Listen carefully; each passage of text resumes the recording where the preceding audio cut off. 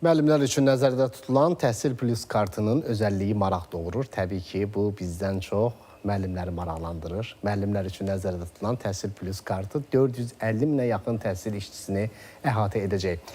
Təhsil Plus kartı təhsil işçiləri üçün yeni imkanlar mövzusunda keçirilən tədbirdə bu barədə məlumat verilib. Yeni kartların üstünlüklərindən danışılıb. Ətraflı məlumatımızın olması üçün sıradakı sujetimizi izləyək.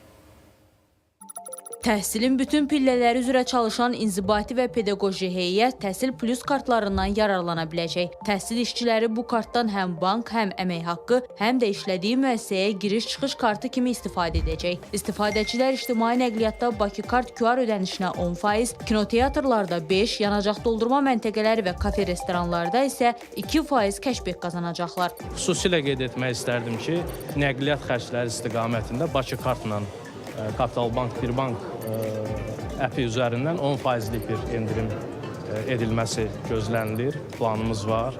Bravo üzrə QR kodla səhv etmirəmsə 3%lik bir endirim olacaqdır. Dəftərxana məhsulları üzrə 5%lik endirimimiz olacaqdır.